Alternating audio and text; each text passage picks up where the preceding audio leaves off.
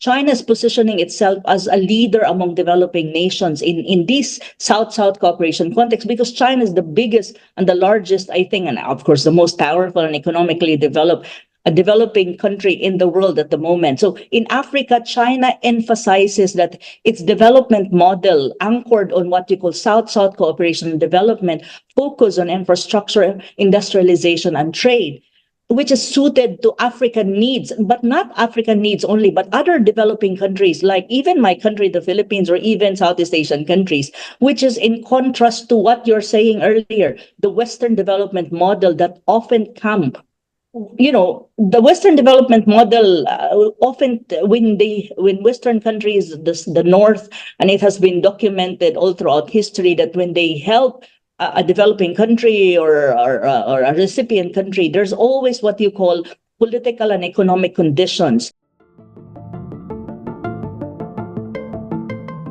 Hello everyone, welcome back. As geopolitical landscape is undergoing truly tectonic transformations, Africa is increasingly in the center of main developments. This year, the Forum of China-Africa Cooperation was one of the biggest high-profile South-South diplomatic events hosted by Beijing. More than 50 African state leaders participated with the goal of building stronger alliances with China. As the United States downplays China's capabilities in Africa, only to point out its own policy failures, of course, the race for Africa is heating up. What does partnering with African states mean for Beijing, and what are the long-term goals? What is the future of the Belt and Road Initiative in Africa? What is Beijing's plan in Africa? Today, I have the pleasure of discussing these important topics with Dr. Anna Malindog-Uy. Anna is a director and the vice president for external affairs of the Asian Century Philippines Strategic Studies Institute, a think tank based in Manila. She also serves as the geopolitical analyst and a senior researcher of the South China Sea Probing Initiative, and a senior research fellow of the Global Governance Institution. Anna is a prolific writer and academic. She runs her own site where she publishes her excellent research and articles titled headsightbyanna.com. I highly recommend it to anyone who is interested in geopolitics. I'm a big fan. With that, let's dive into the conversation. Hello, everyone. Joining me now is my good friend, Anna Malindog-Uy. Anna, it's so great to see you again. It's been a while since we spoke last.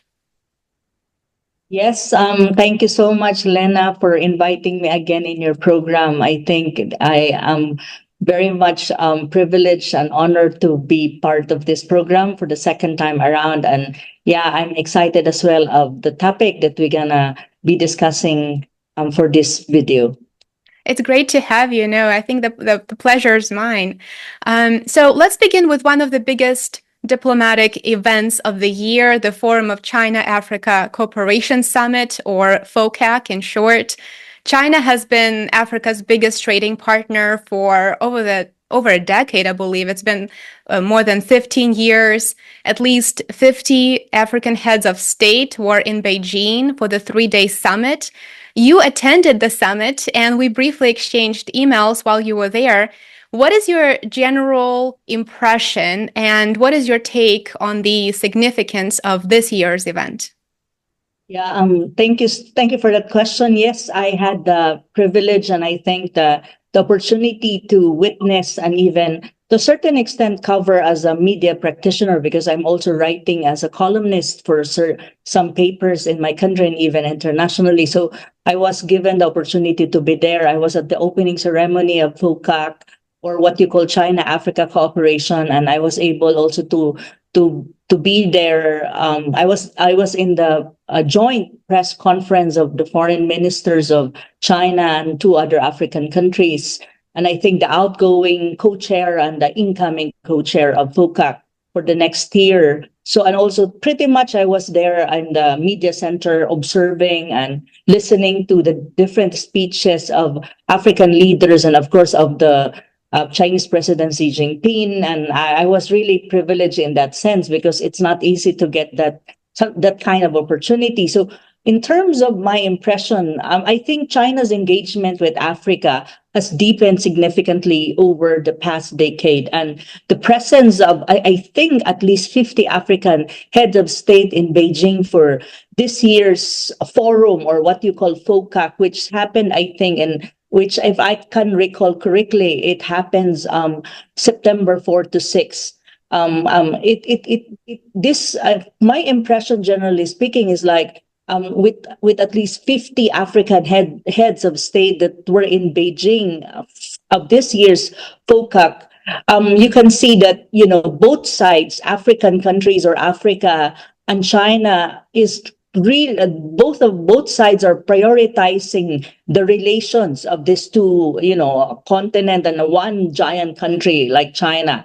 The Forum on China-African Cooperation, for me, the way I see it, and many other leaders of African countries and even Africans for that matter, they are saying that it is a key platform for this relationship, which is built on a combination of infrastructure investment, trade, and development project that align basically with Africans' economic needs when it comes to, because, Africa is, most countries in Africa are developing countries. And there are also countries in Africa, from what I know, that they are least developed countries. So if you really look at the relationship, that it is anchored upon a combination of infrastructure investment, trade, and development project that align most with African needs. And China is playing as a support, as a partner to that, providing investment and even financing.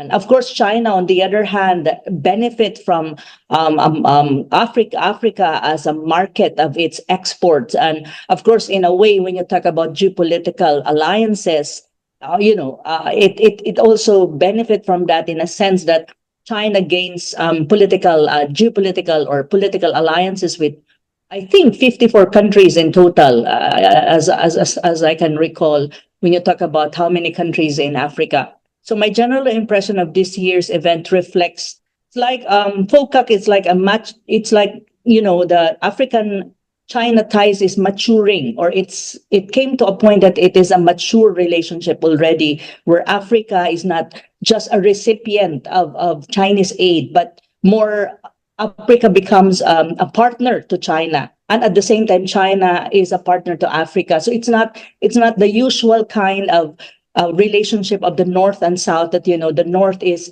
the funder, or it's like a giver of aid, and the recipient are the developing countries like African countries. But it's a different kind of dynamics. It's more like African countries and China are equal partner. They see themselves as equal, not, and no one is above them. So something to that effect. So it's, I think, the kind of model or some kind of relationship also that China wants to develop with developing countries in the global South. So this is very evident during FOCAC, and also I think the mere fact that you have 50 head of states from Africa, you can see that Africa is prioritizing really its relationship with China. And that is very evident during the FOCAC forum.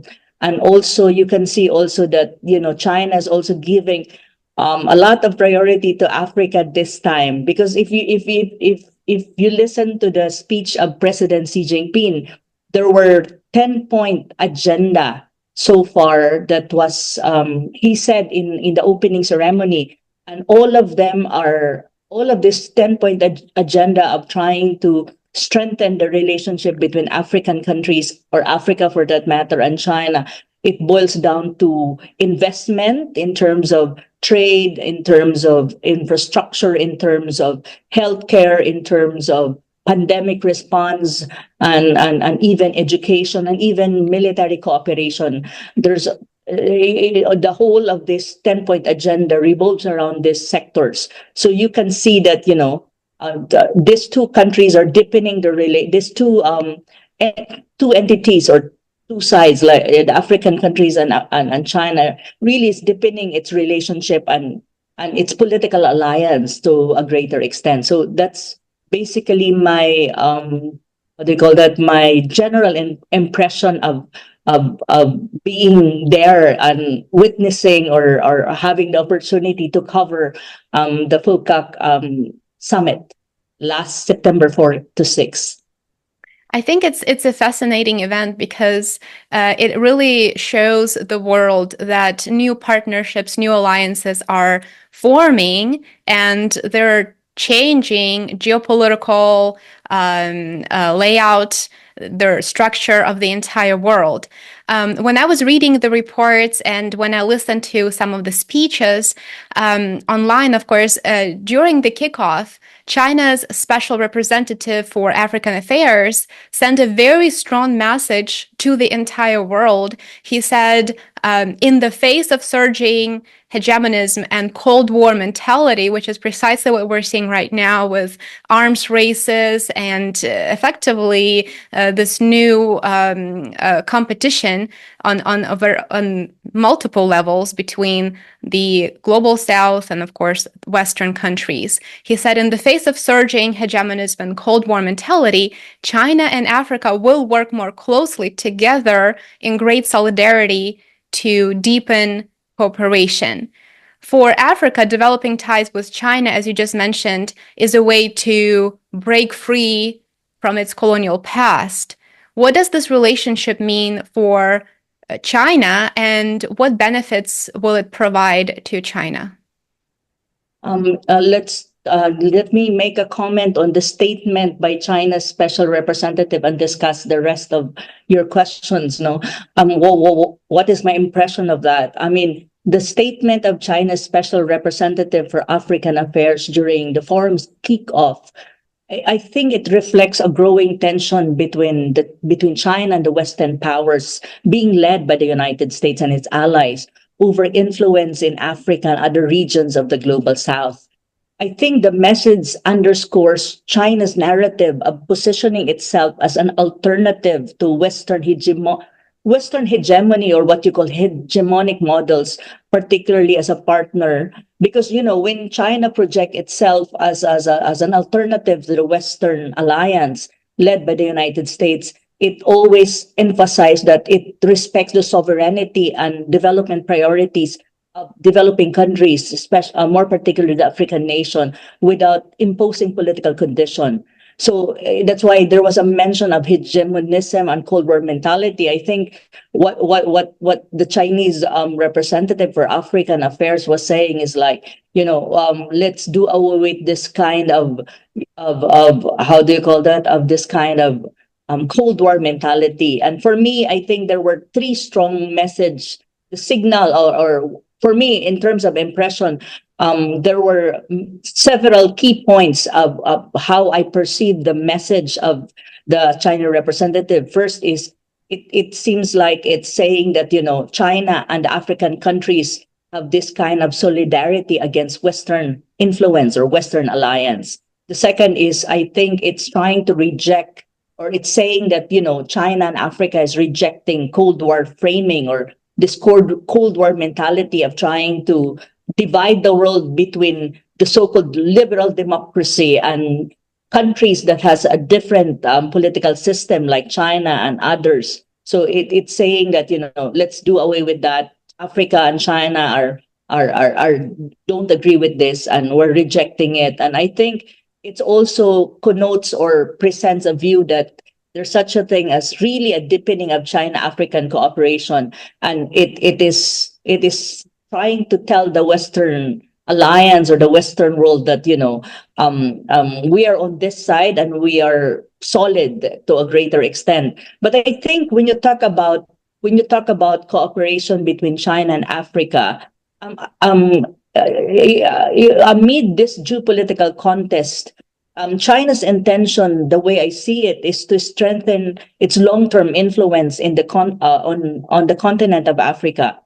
And the way China is doing it is through China's investment, infrastructure project, trade relationship with African countries, through the Belt and Road Initiative, and in that sense. So that is the way I perceive it.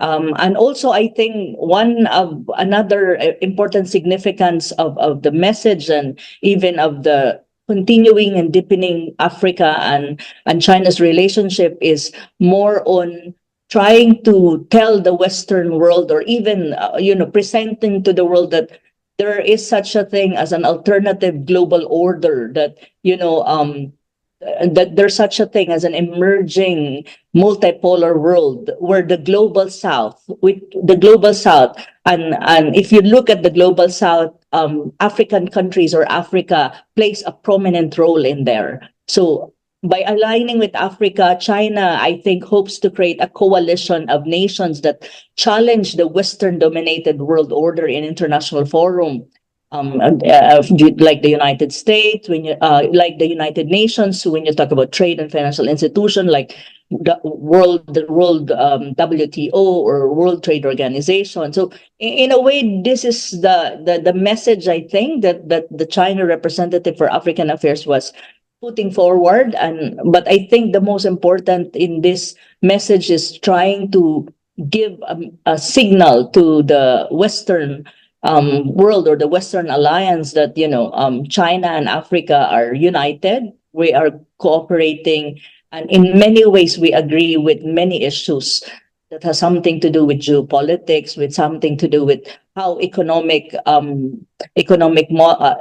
prosperity and development should be framed, and things like this. So that's my impression, really, of that message that was said as FOCAP kicked off, or before the FOCAP forum started, in that sense. Very interesting. It seems that this year's initiatives were squarely focused on South-South cooperation of countries of the global majority.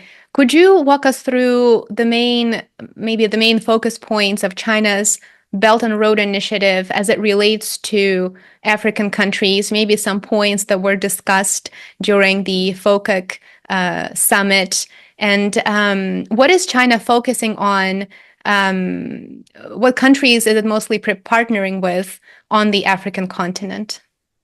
Okay. When you talk about the Belt and Road Initiative, and we know that it was launched by China in 2013, it is one of the grand project, I think, that the world ever conceived, and it is a very grand strategy, and aiming at enhancing connectivity and cooperation across Asia, Europe, and Africa through infrastructure investment, trade, and financial integration.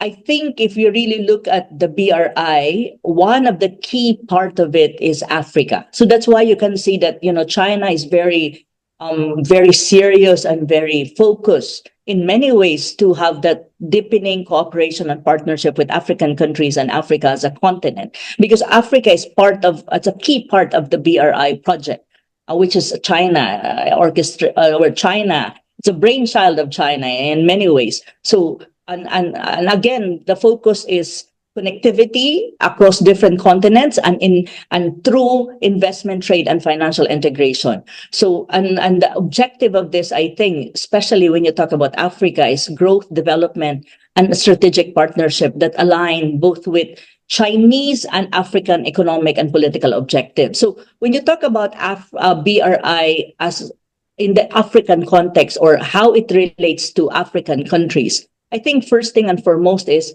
in infrastructure, or the provision of infrastructure development or infrastructure project financed by China is the backbone of China's BRI efforts in Africa. That's very evident, and you can take a look at different countries in Africa that benefited from China's infrastructure investment in the continent. I think the focus when you talk about infrastructure is building roads, railways, ports, airports, and power plants to enhance connectivity both within African countries or within the continent, and between Africa and, of course, the outside world or the broader global economy. So China infrastructure projects are designed to facilitate trade and investment, and improve transportation networks and strengthen access to natural resources. I want to qualify this. No, of course, as we can see, China is financing most of this infrastructure project. And but of course, we have to acknowledge the fact that China also benefits from this kind of relationship with African countries by, it in a way, African countries is become a source of natural resource for China, which China need when you talk about its growing and strengthening and deepening industrial development, and even its modernization at the moment. So when you talk about railways, I think countries like Kenya are benefits much from this kind of infrastructure project. And I think when you talk about ports, example of country in Africa that benefit from port infrastructure is Tanzania, I think Angola, and even Djibouti. I think China had ports project in this area.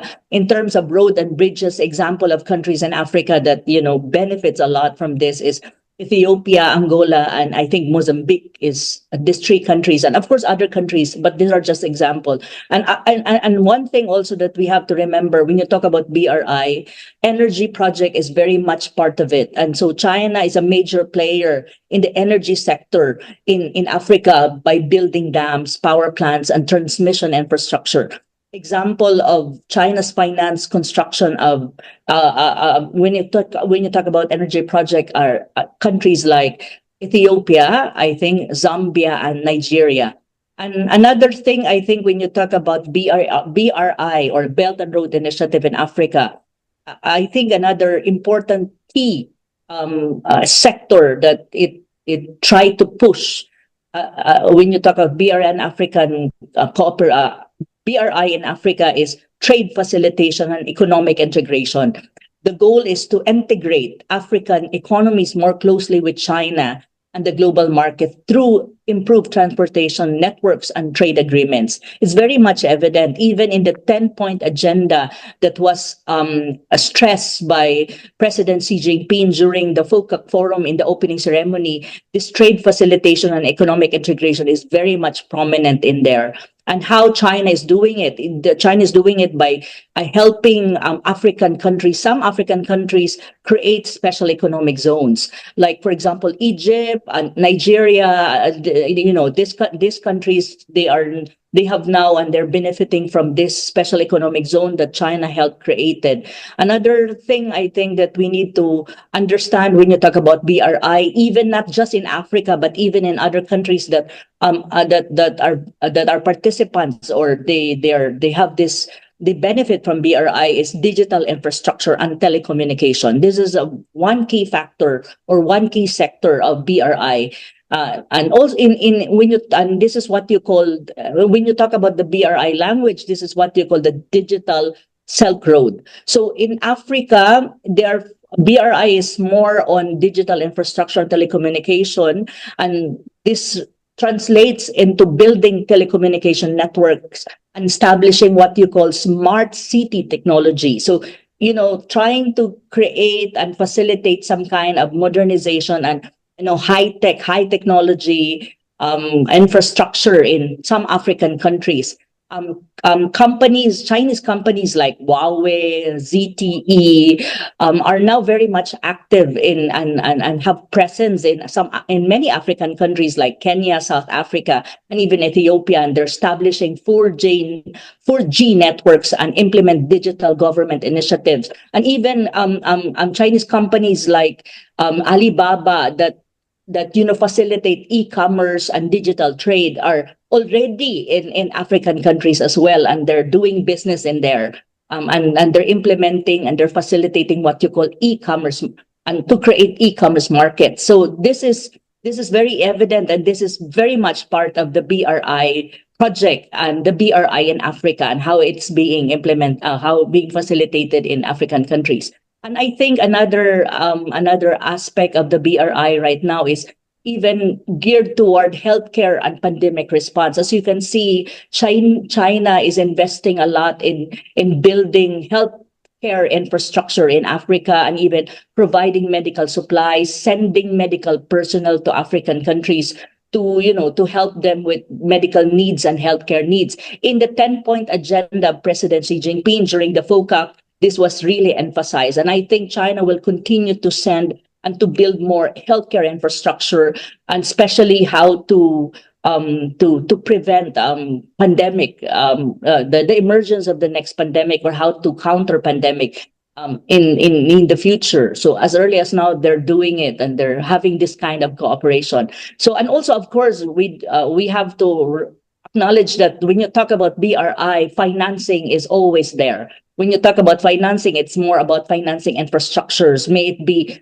hard infrastructure or soft infrastructure. I think this is very much evident in BR as a form, or as a facilitating instrument of the BRI project, the financing part. But I think when you talk about financing, the challenge always, I think, for recipient countries like African countries is more about debt sustainability and how you can pay your debt, because these are loans. These are not just grant. These are loans. So it means you need to pay for it. As a country, you have to pay. But of course, the challenge, I think, for African countries, or who are recipient of financing coming from China, is to really utilize this financing to be more productive to what it is intended for, to generate revenue and, of course, pay the debts. Because the issue that's being thrown at China is more about the so-called debt trap, and the classic example that's being used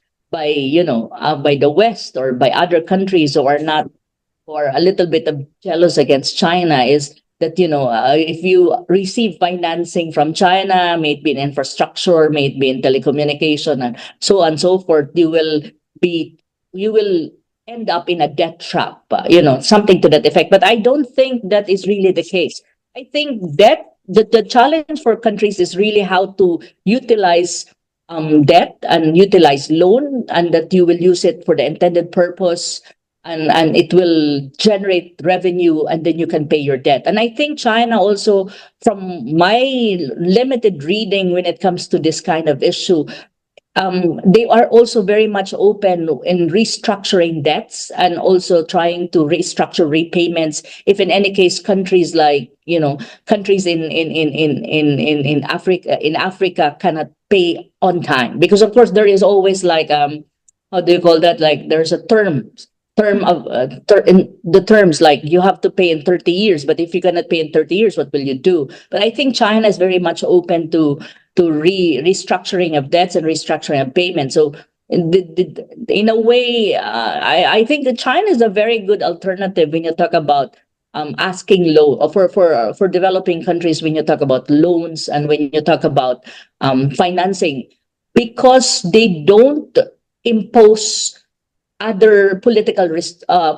There's no such thing as political imposition, or some kind of strings attached. It's just really business deal, and it's more of a partnership, not like I'm the donor and I give you this amount of money as loan, and I you have to do this and that. I don't think China is into that kind of thing.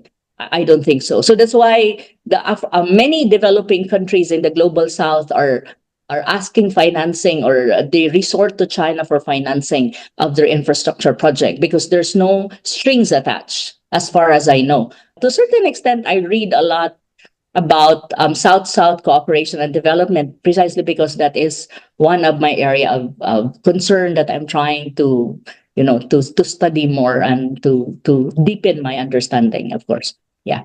Of course. Now, I think that's very interesting. You pointed out that, from the perspective of a country that needs an inflow of funds, Africa will have to borrow from one country or another. So when those people criticize, or when critics here in the West say, well, this is just going to be a debt trap, what they don't really realize is that Africa has been exploited for hundreds of years. So either way, it will have to find a source of financing.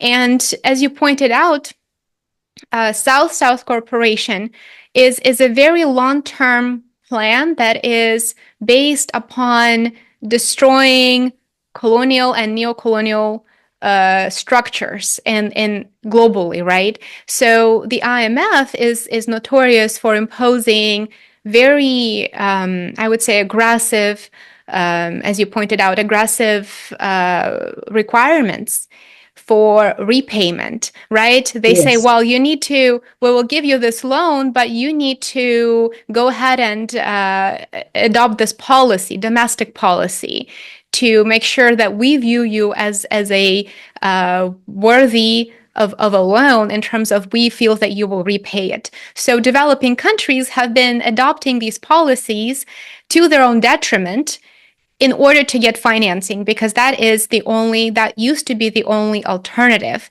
And now when China is able to provide financing, and actually instead of just exploiting these countries, right? Instead of just saying, well, we will give you a nominal fee for these resources that we will then transport back home, refine, manufacture items, and sell back to you at a higher price point.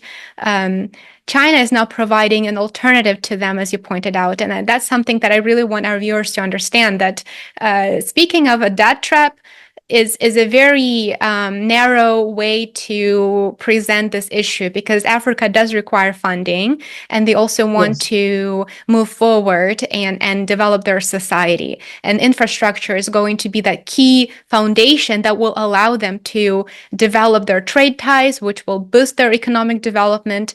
They need healthcare infrastructure, and that is precisely, as you mentioned, is one of those things that China is helping them develop and grow. And so I think, Anna, you touched upon those key points that I really want our viewers to be aware of, just to develop a good understanding of this new relationship that has transformed over the past years. Yeah, and Lena, just to add quickly about South-South cooperation, which is I think this is now the an emerging model of cooperation between China and the rest of the developing economies or developing countries in the global South. And when you talk about the BRI, I think the BRI also is through its mechanism of providing investment and connectivity and all of these things. BRI is also fostering South-South cooperation. And from my understanding, when you talk about South-South cooperation, it's more about technology transfer. It's more about knowledge transfer from one country to the other. So when you talk about China vis-a-vis African countries, it's more about China transferring knowledge, transferring technology for African countries, and these African countries learn on their own and learn from this, and they can use it on their own activities or economic development strategies. So that's the basic framework when you talk about South-South cooperation between African countries or other developing countries with China. And China is positioning in this context. China is positioning itself as a leader among developing nations in this South-South cooperation context, because China is the biggest and the largest, I think, and of course the most powerful and economically developed, a developing country in the world at the moment. So in Africa, China emphasizes that its development model, anchored on what you call South-South cooperation and development, focus on infrastructure, industrialization, and trade, which is suited to African needs, but not African needs only, but other developing countries, like even my country, the Philippines, or even Southeast Asian countries, which is in contrast to what you're saying earlier, the Western development model that often come. The Western development model often, when Western countries, the North, and it has been documented all throughout history that when they help a developing country or a recipient country, there's always what you call political and economic conditions. Like, for example, if you borrow from IMF or from World Bank, you will get it, but there is such a thing as structural adjustments that a country needs to implement in their domestic politics, especially when you talk about economy or economic policy. And basically it revolves into on liberalization, privatization, and deregulation. So it wants to transform and the local economy of a country, a recipient country, into somewhat a mirror image of the Western model of development, which is in most cases does not work for any for some countries or most countries in the global south, and even my country is a victim of this, or is a classic example of this. So that's one thing that I want to emphasize, that BRI in Africa and other developing countries, I think, is also a tool or some kind of an avenue by which it fosters South-South cooperation and development. And of course, China is the one at the helm of these things. Yeah, just to add.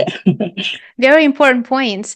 And to continue this discussion of cooperation, China and Africa have already called for a greater representation of developing countries in the United Nations Security Council. And to me, that serves as proof that this cooperation goes beyond just trade ties and beyond developing infrastructure, because calling for greater representation will allow them to be heard and for their representatives to have a seat at the table at the UN, which will be a big win for African countries and for China as well, because they will, at the end of the day, they're going to get a stronger partner and closer ties with them. And so this past week, I actually listened to the speeches of several leaders of African countries at the UN who clearly called for reforms. And we see China supporting those initiatives to break free from neocolonial realities. Yet we don't really see the United States or other Western countries support those calls to provide equal and fair representation at the UN. What do you make of this? What is your take on the UN reforms and African and Chinese initiatives to say this is really the time for us to make those reforms, to make things equal, and to introduce a new, just turn the page and start working on equal terms? Yeah, I think this issue is very important at this time, and I agree with you. This is now the time for us. I mean, for the world, no, for the world to introduce reform in the United Nations system, and more especially the United Nations Security Council. As you have mentioned earlier, there were calls by African leaders for reforms in the United Nations Security Council, which was supported by countries like China and South Africa. And what does it mean? It reflects a long-standing grievances about the unequal representation and influence of developing nations in the global governance institutions like the UNSC. I think this push to reform is rooted in a desire to break free from the legacy of colonialism and ensure that the voices of the global south, or what you call the developing economies, developing countries, are heard in decision-making processes that shape international peace, security, and development. Because in the United Security Council, you only have five permanent countries, members of the Security Council, that decides the fate of the world, especially when you talk about peace, security, and development. I don't think that's fair. How many countries we have in the UN? As member countries of the UN, more than 181 or 190, more than 180 countries, I think. Yeah, and member countries of the UN, and there were only five permanent member states of the UNSC that will decide the fate of the world, especially when you talk about war, when you talk about security, when you talk about peace, and all of these very crucial happenings, especially now these days that's happening in the world. So I think reforming the UNSC and even reforming the United Nations system is very crucial at this time. So when you talk about China's support for the greater representation of developing countries, particularly African nations in the United Security Council, I think this aligns with the broader geopolitical strategy of presenting. I mean, China is trying to present itself as the champion of the global south, as I have already said earlier, in terms of development, and now in terms of peace and security, I think, and because the United Security Council is more into these issues, peace, security, and all, and even development to some extent. So China is trying to say, like, that it is open and it's willing to make the UNSC more inclusive, and there should be representation by African countries. But I don't think it's only African nations that should be represented in the UN. UNSC. I think other countries from other continents should be represented. There should, from my perspective, there should be an equal representation per continent in the United Security Council, so that there will be a more diverse perspective and a more representative perspective, especially when you talk about security issues and peace and war issues that affects the whole world. But the problem, as you have said, is it seems like the United States is not. It's not only the United States, I think, and other Western countries, are seems that they are not supportive of these calls for a broader representation in the UNSC. I think the way I see it, the United States, historically, it's always been reluctant to support significant reforms to the Security Council because I think it does not really want to expand the permanent membership of China, Russia, the UK, and France because I think it enjoys the power. It has influence. If you really look at let me contextualize it. If you look at the permanent members of the Security Council, you have UK and France, and these are allies of the United States. You also have Russia and China, but the privilege of these countries, the permanent members, is the power, the veto power, and I think this is something that the United States doesn't want to share with other countries outside of the 5 member states. The US always view its veto power in the United Security Council as crucial in terms of protecting its national interests and those of its allies.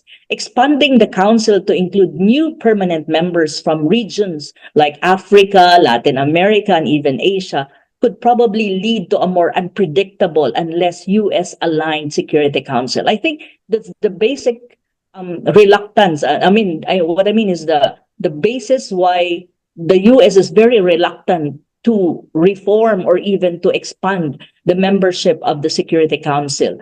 And also the US would need to balance the demands for greater representation while maintaining its existing power structure that usually it benefits. This is the problem with the United States. It wants, the kind of attitude of trying to control and trying to have a say and trying to have always a control of things that is happening in the world, and preserving its hegemony even in the Security Council is it's still very prominent and very much evident. And I think this is the reason why it does not want to reform the UN system, or it does not want, or the Security Council, or it doesn't even want to expand the membership, especially the permanent membership of the Council. So this is more my perspective of this kind of issues. But the thing here is, Lena, when you talk about implication for global governance, the push for the reform of the Security Council reflects the broader trend in global governance, where emerging powers and developing nations are looking for a larger role in shaping the rules and norms that govern international affairs or international relations. While the current global system remains dominated by the West, you can see that there's a rise of countries like China, India, Brazil, the BRICS countries, and these countries, especially the BRICS countries, are creating pressure to reform organizations like the UN, the IMF, and the World Bank. Because, the clamor for reforms is not just accorded to the United Nations system or the Security Council. Even there are clamors as well to reform IMF and the World Bank. That, the World Bank, it's always being led by by a representative from the UN. The president of the World Bank is always an American.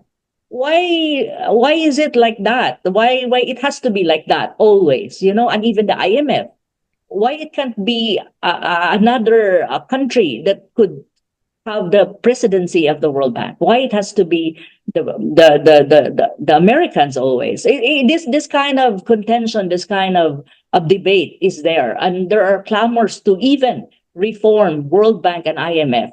So the question of Security Council reform, however, remains a very debated complicated issue. It's a complex issue, and of course, politically charged issue because you have the resistance coming from the United States. But any change in the council structure would require, of course, the approval of the five-member state. And I think Russia is very much open to this. I think China is open to this. But of course, the Western countries like France, UK, and the United States, I don't think they're that open, or they would be freely willing to expand the membership and reform the Security Council.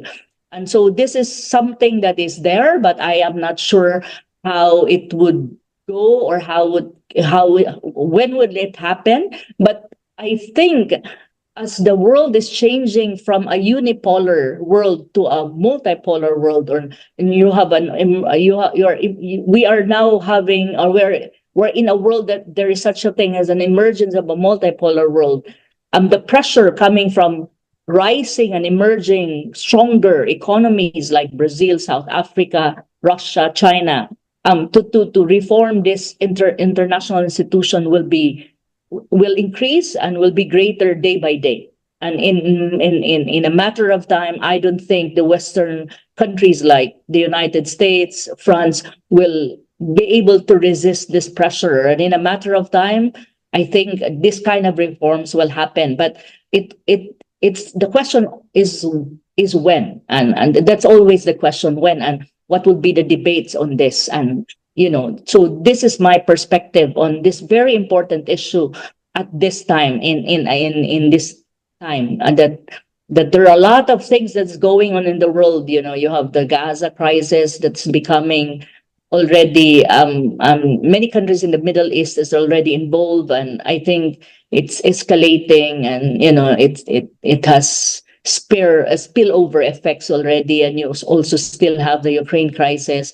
You have also crisis security and peace related crisis in Asia. You have the South China Sea, you have the Taiwan Strait, and of course you have the Korean Peninsula. So these are important concerns and issues that that should be reflected and should be the reason why there's a need for reform in the Security Council. For me, as a person and as an observer of world affairs, I really would want to see in my lifetime that the United Security Council will be representative of all continents, not just of the Western world, not just even of Russia and China, but countries like Latin America, Asia, and even Africa will be represented in the Security Council, so that they can offer perspective, especially on critical issues that has something to do with security, with peace, with issues of war, and with issues of development. I think these are important, and I really hope that these reforms happen in our lifetime, because that's the challenge, I think, when it happens. Yeah. I think that's a very important point too. I do think that after the events of the maybe past 3 years at least, there is a very good argument to be made that it is time to push for those reforms, and it is time to reconsider some of the structures that clearly fail to address major security concerns and fail to address and prevent conflicts. Expansion of economic ties between China and Africa should help address some of Africa's major security issues as well. Is China planning to cooperate with any African countries to help them address current security risks? I think China, when you talk about security and military cooperation, I think China has engagement with African countries, but it's being coursed through primarily through economic means. Mm-hmm. But I think there are security and military cooperation between China and African countries. I think China is already very active in trying to help some countries in Africa maintain peace and security so far. Like, for example, but it doesn't have any kind, it doesn't, I think China, it does not have a military base in Africa. I don't think so. It has a military base in Djibouti and has been involved in peacekeeping operation in African countries. But I think the military base in Djibouti, it's more about protecting its interests. I think its economic interest in there. It's not really a military base, but there's like an installation on some Chinese soldiers, I think, in there, but it's not like the American base in other countries, It's not like that. But I think from what I know from my readings is like China is already involved in peacekeeping operation in African countries, which allows China to secure. Well, primarily, I think the reason for this also is because it has a lot of huge investment in African countries, and also for protecting trade routes and maintaining stability in the region with significant, because it has significant economic stakes. There are military cooperation already between China and African governments, and I think also China is increasing its global security footprint in Africa, in different countries in Africa. So it's the military and the security cooperation between China and African countries is not the same as how the Americans are doing it. I don't think they have really a presence of military bases. There's none except in Djibouti. But I think it's more on capacitating the security forces in different African countries in terms of peacekeeping operation, and I think in terms of training. Because in the 10-point agenda of President Xi during the FOCAC, he also mentioned that Africa and China will continue to have some kind of common security. He termed it as common security. He said that China will support African security and by financing around 1 billion RMB in yuan in military assistance, training programs, joint military exercises, and efforts to create a mine-free Africa, because there are mines in Africa because of its history, and ensure the safety of personnel and projects. So in that sense, yes, there is already that kind of security and military cooperation. But again, I would emphasize it's more about capacity.